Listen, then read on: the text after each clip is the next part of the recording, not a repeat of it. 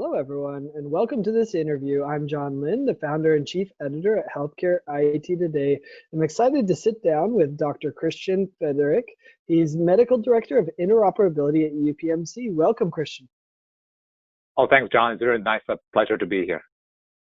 Yeah, so I'm excited to dive into our topic today around ADT solutions and all the great work you're doing there. But before we get in there, can you provide some background on UPMC and your role and maybe some of the biggest challenges you're facing?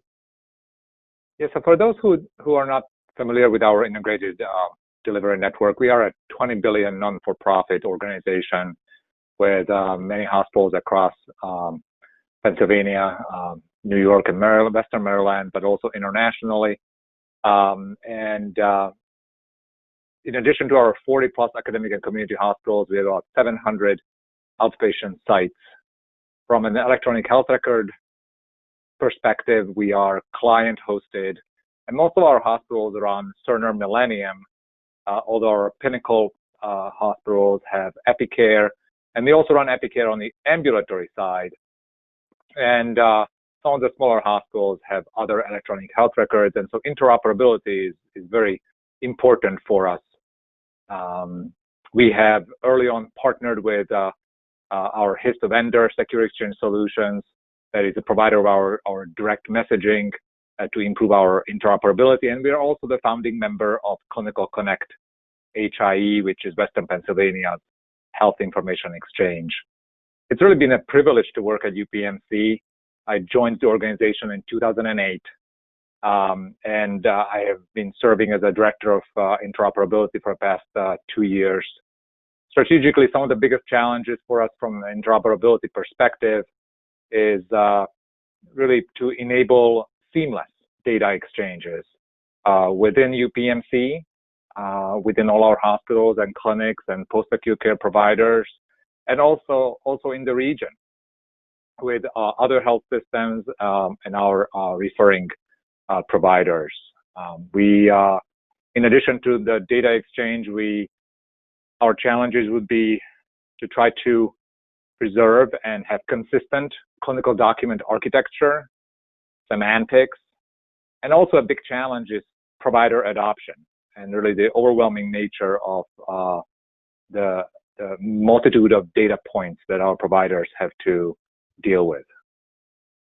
Yeah, I knew UPMC was large, but every time I hear the numbers keep growing, and you have the full spectrum there, which I think presents a really interesting interoperability challenge. So I'm excited to learn from you.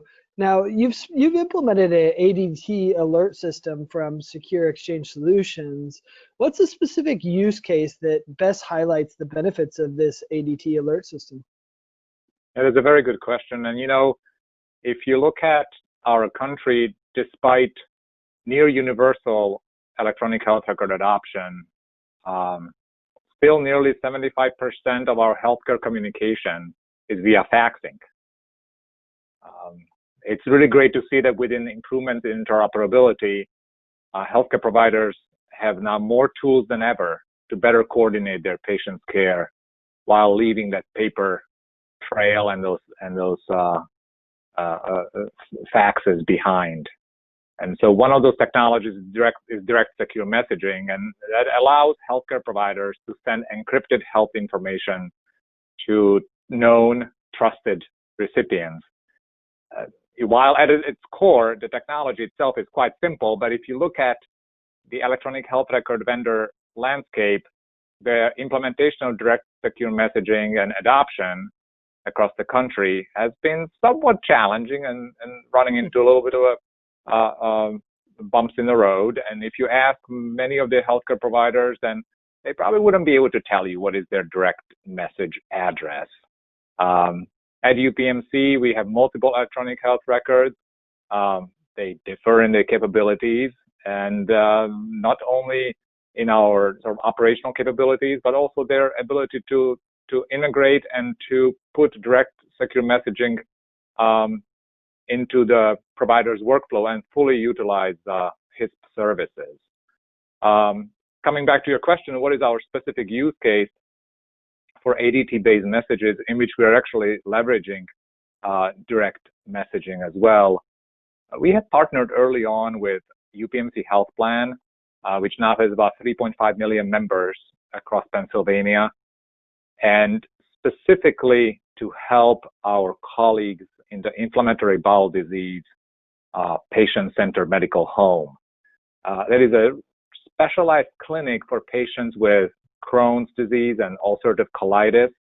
And so it is crucial for them to be in the know and coordinate the patient's care when that person comes to the emergency department or gets admitted or discharged. And so I recall speaking with the team, and they one of the examples they brought up for me was a patient that they took care for about 2 years. It was a 34-year-old patient with Crohn's disease who had a recent dental procedure, developed pain, swelling, and redness in her face, came to the emergency department, was discharged home, but then eventually returned and was admitted. And unfortunately, the patient did not have a primary care physician. Thanks to the fact that we had implemented our ADT-based messaging to our inflammatory bowel disease patient-centered medical home, the clinic care manager was notified as soon as the patient checked in to the emergency department, and also the time of when the patient was admitted and then discharged. And then really what it helped with was not only to contact the patient early, reinforce the treatment plan that was put in place after the patient was discharged, arrange for a very early follow-up with the Crohn's disease specialist in the clinic, and also to find a primary care physician. Sometimes the patients who are perhaps younger and they have maybe one illness maybe feel reluctant to also see a primary care physician, perhaps seeing it as a redundancy when they're already seeing a specialist for that illness. And so in this specific example, I think this was a win for us, even though thankfully not many of the patients get admitted and come to the emergency department, but this ADT-based messaging system has been working very well for our IBD clinic. That's a great example. And I think it's interesting because UPMC in many ways is almost a microcosm of the healthcare industry as a whole, with disparate systems across disparate care locations, whether it's the acute care, whether it's home care, whether it's ambulatory, and then the payer, of course, as well, and being able to communicate between them. It seems like that must be an important strategic benefit that direct messaging and these ADT solutions provide. That unfortunately the only thing better than it is fax, and obviously it's not better. It's just been around longer, right? Is that how you see it? That's true. Is it a strategic benefit to the organization to be able to bridge these disparate systems within UPMC? It's not only that's one good example, John. So strategic benefit for us internally to bridge the systems, to make them work better, to keep people in the know, and then beyond that, to improve data exchange. Because and we will come back to it later maybe in the conversation, if the ADT-based messaging can carry other payloads, perhaps some continuity of care documents, then you could easier reconcile problems, allergies, medications, bring in other components of the patient's medical record or chart. Yeah, no, I think that's a great example, and it is more sophisticated than a simple fax, which unfortunately, as you mentioned, is still so common in healthcare. And I think direct messaging is a great move beyond that, in the next generation of being able to exchange that data, but in a more granular fashion. I think another challenge that many organizations face is around the whole closed loop referral system, and it gets really complex. I think many people underestimate the complexity of the referral system that happens in healthcare organizations, especially like UPMC. So what problems has your ADT solution really solved for you, and how has it streamlined your post-acute care referrals for your teams? If you look at our number of home care visits across UPMC, annually it is in a range of $750,000. Wow. And so our home care has been really a very important use case for us to enable closed loop referrals and communication. Home care is obviously not only initiated from the hospital system or from when the patient gets discharged, but also from the ambulatory setting. And our challenge was that when the referral was placed by the provider, certainly the referral was handled by our community provider services group. And then once a home care agency was selected based on the patient's preference, to communicate this in a timely and efficient manner back to the referring provider was a challenge. And SES has been a great partner for us to get this off the ground. And now when an ambulatory care provider is placing a referral to home care, simply the referral would go to our community provider services team, a home care agency is selected, and then we're able to send the referral electronically and then notify the primary care physician as well of where the patient or which agency the patient was referred to, which then really helps with communication, being able or to know what is the post-acute care provider and who's a new team member, if something changes with the plan of care, to keep everybody in the loop. Yeah, I keep hearing it over and over from organizations that either home care doesn't get the information they need to really care for the patient, and so they're going in somewhat blind. Yes. Yeah, that's one side, and then the second side is that the primary care physician doesn't hear about what, the right hand doesn't know what the left hand's doing, right? It sounds Correct. like that's what this solution helps Yes. solve for you. Yeah, it absolutely does, and you know that especially with our more complex patients who have multiple medical problems, it is vital that everyone is kept on the same page, and if there are any changes to a treatment plan, that are easily communicated. Yeah. Well, this is going to become even more important as value-based care continues to roll out, and it becomes more important to really care for the patient across the continuum of care. But I think there's also some other requirements around compliance with regulatory requirements. So what are some of the unique challenges that UPMC faces in complying with the CMS ADT requirements, and what have you done to really ensure compliance with these requirements? Well, we had started early on to put systems or put workflows so that we are in compliance with a new rule that will go effect in next May. And I think that we have been successful for years now to utilize a homegrown system in which we would let primary care physicians know when the patient was admitted and discharged.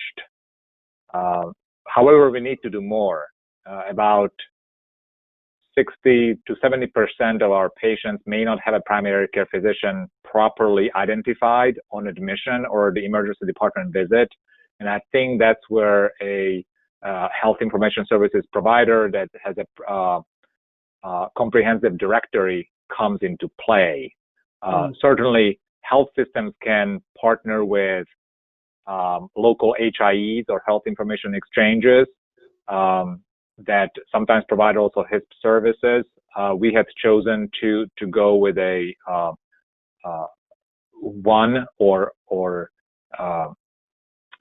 trying to go with one solution for our direct messaging provider, and that will give us the strategic benefit to be able to send the same ADT notification regardless of where the patient actually lands in our system. And so some of the challenges we've been running into is mostly to identify of who the patient would want to notify.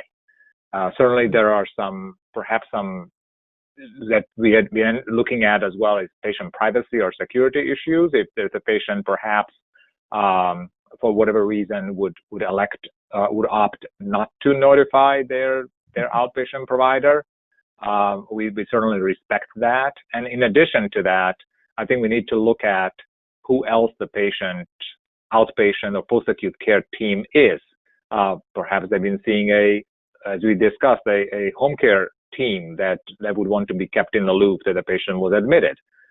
Maybe they had pharmacy services for infusion therapy, and perhaps the outpatient pharmacy needs to be notified as well. In addition to that, skilled nursing facilities or transitional care units that the patient perhaps had gone to, and those providers would need to be identified. So the outpatient treatment or the outpatient team that's taking care of the patient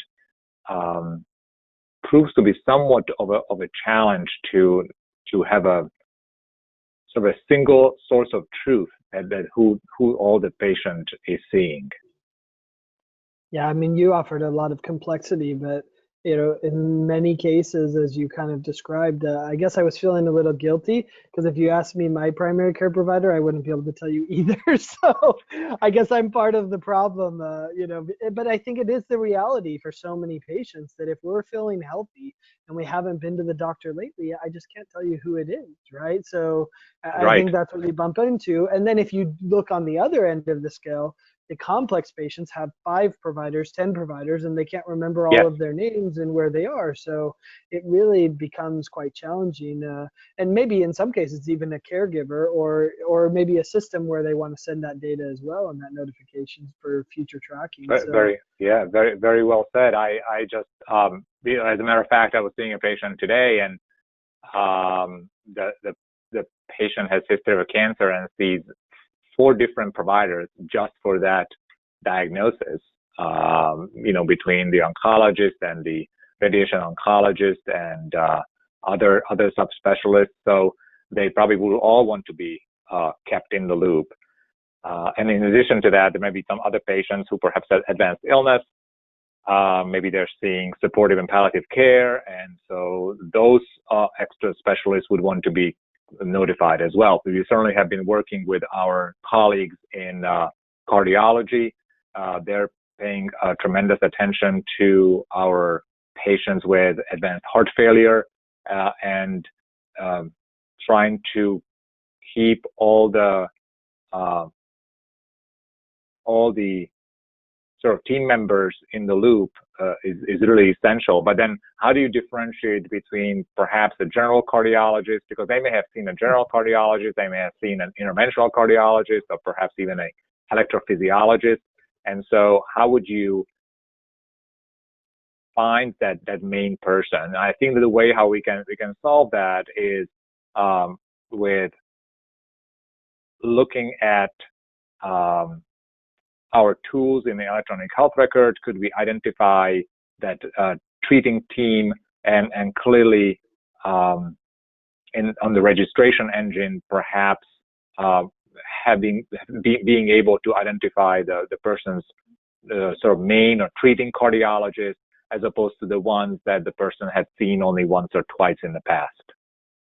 Yeah, and as you bring up, the patient may not want some of those providers to know about it. I know a lot of psychiatric patients that are very concerned about medical discrimination, as they call it, or not wanting some of that information to be shared because of how they've been impacted in the past. So, and then what's interesting is you kind of espoused a single source solution rather than best of breed that has been a topic of IT discussion for forever. So it's interesting that you're espousing the single source, but imagine in a best of breed trying to facilitate that type of granular communication across multiple providers and not screwing it up.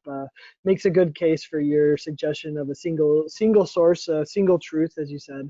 But so that seems like a good suggestion for other organizations that may be dealing with this compliance issues with the CMS rule. Are there any other suggestions or recommendations you'd make for them on things they should do when they're selecting a notification solution that have helped you comply? So certainly the ADT-based notification solution sounds simple, just like perhaps direct messaging, and it is in concept not a solution that takes a long time to implement. I think what takes a long time to implement and what health systems should pay attention to is that a notification solution aligns well with organizational goals. It is important to identify those organizational goals early on, and it shouldn't be that the goal is just to notify someone. Designing a project plan and then carrying on a project plan, working with all the stakeholders that will be impacted by the notification is crucial. From a provider's perspective, what's really important is that notifications align with and fit with clinical workflows, and that notifications are also meaningful. And what I mean by that is if the provider is receiving an alert that will contain the patient's demographics and perhaps a diagnosis and maybe the facility where the patient was registered in, that will probably provide very little context. And so if all the stakeholders are able to agree on what are the key data points that should be transmitted to the provider we are sending the alert to, that's going to be leading to a more successful implementation of the ADT-based notification system. And then finally, it is important to evaluate the performance of the system. And I'm not talking only from a perspective that if the health system is facing perhaps an accreditation visit, and that's when we are looking at and dusting off all the systems and seeing are the notifications actually working for us or not. But I think that one of the goals of notifications is to coordinate care and actually see, does it help? Coming back to the example of our inflammatory bowel disease patients at a medical home, we reach out to the clinics periodically and then ask, is it working for them, and what's not working, and what can we make actually better? How can we help them to get the alerts in their workflow and make the alerts work for the clinic as opposed to against them? I think that highlights the key to a successful project in healthcare, aligning with the strategic goals of the organization, otherwise you won't get anyone's time, and aligning with the clinical workflows, otherwise you won't get the doctor's attention. So I think you described it perfectly. Yeah, that's great. Well, I think it's great, that you're complying with, of course, the CMS rule, and that's pushing some things forward in a good way. Are there any other things you're looking at doing with your notification? Are there any use cases beyond the CMS requirements that you're planning at UPMC? We are very excited about our capabilities and being able to send out these notifications. One of them is a specific use case that we're evaluating and partnering with our infectious disease specialists who discharge, or rather who are involved in the care of a large number of patients who are on intravenous or parenteral antibiotics on the outpatient side.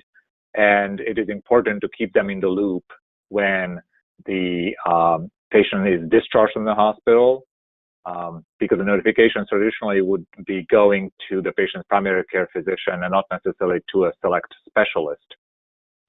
Additionally, we are also looking at how can we best partner with our referring area hospitals, emergency departments, and send them closed loop communications when they see a patient who suffered a traumatic injury and that patient is referred to UPMC for further care. It is important for us to send that communication back electronically, and that is what we plan to have in place in the near future, which right now we would be notifying them, sending them a discharge summary, but it is a labor-intensive process. And so if technology can help us along, and instead of faxing, we can send them the communication electronically and actually even into their electronic health record, I think that's just going to improve overall care and interoperability. Yeah, and I've seen some great solutions in that regard, especially with the ambulance and integrating those systems direct makes it so much easier to be able to do that with a message rather than the labor-intensive processes that you described. So I think it's a great solution. What's interesting is, I can imagine there's almost no department that couldn't benefit from this type of notification and this kind of updating and data sharing.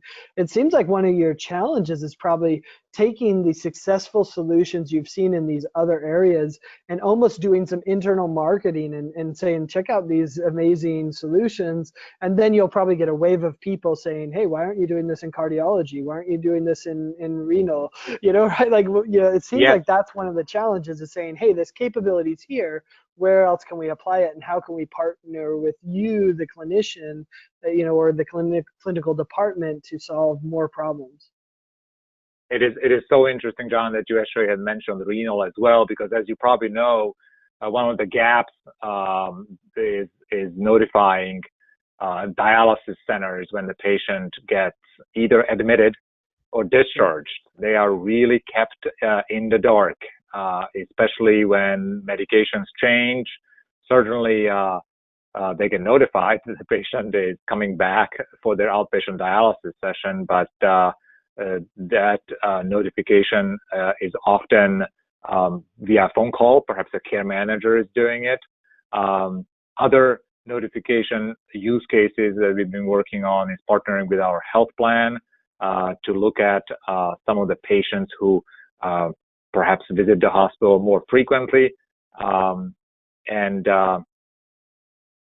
We are really hopeful that this technology is going to be improving our care coordination with the patients and help us deliver the best possible care.